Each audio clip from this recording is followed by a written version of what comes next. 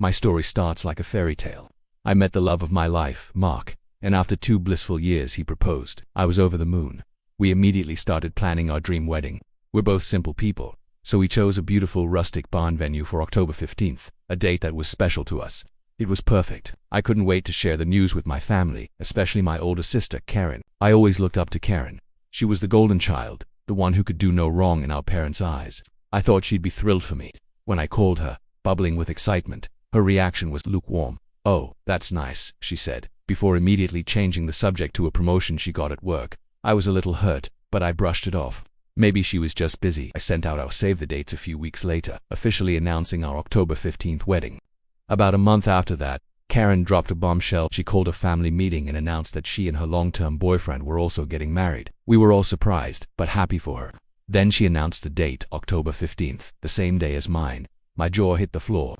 I looked at my parents, expecting them to say something, but they were just beaming at Karen, congratulating her. "Karen, wait," I said, trying to keep my voice steady. That's my wedding date." She just shrugged. "Well, it's the only weekend the fancy downtown hotel she wanted was available. It's a really popular venue. You know." My mom then chimed in, "Honey, you can just change your date. Your little barn thing is probably flexible." My little barn thing. I was stunned. It felt like my dream was being dismissed as insignificant. Mark and I talked about it for hours. He was furious on my behalf. "We're not changing our date," he said firmly. "We booked it first. We sent out save the dates. This is our day." He was right.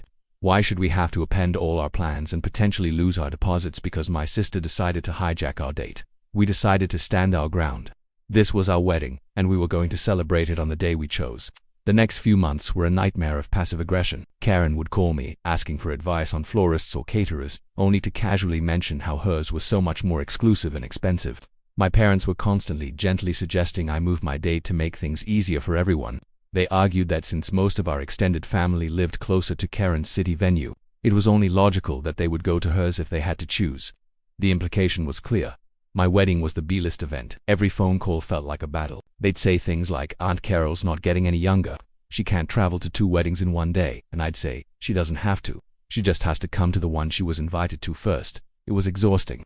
The joy and excitement I'd felt about my wedding was slowly being drained away, replaced by stress and resentment. It got so bad that I started to dread even talking to my own family. Finally, Mark and I made a decision. We realized this drama was stealing our joy. We stopped engaging.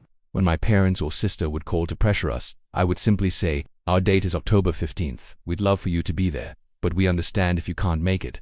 Then I'd change the subject. It was hard, but it was the only way to protect our peace.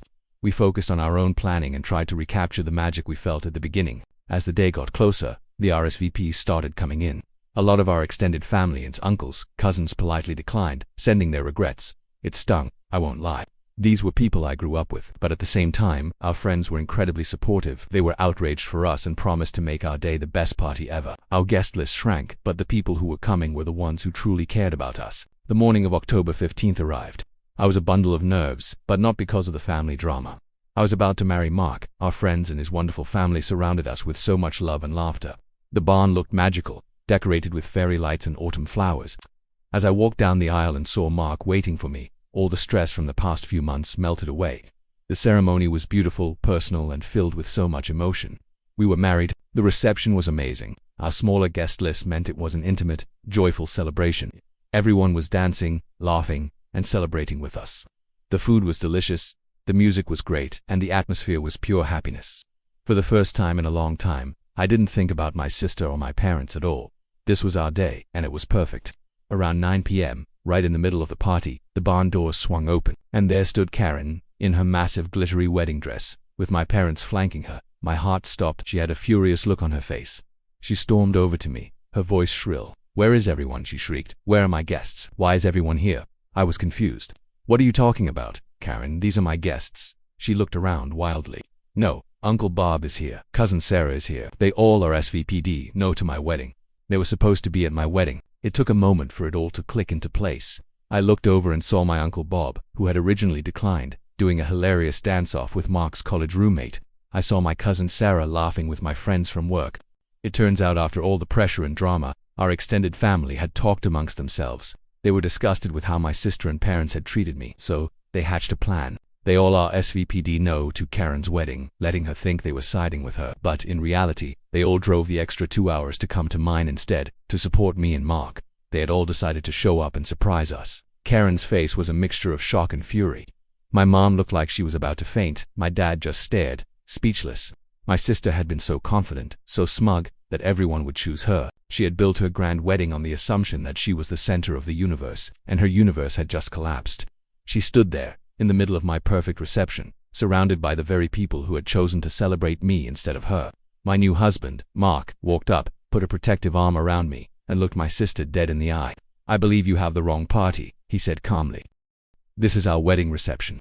And as you can see, all our guests are here." Karen just sputtered, unable to form a complete sentence. She turned and ran out of the barn, my parents scrambling after her. The best part, as they left, our DJ, without missing a beat, started playing "You Can't Always Get What You Want."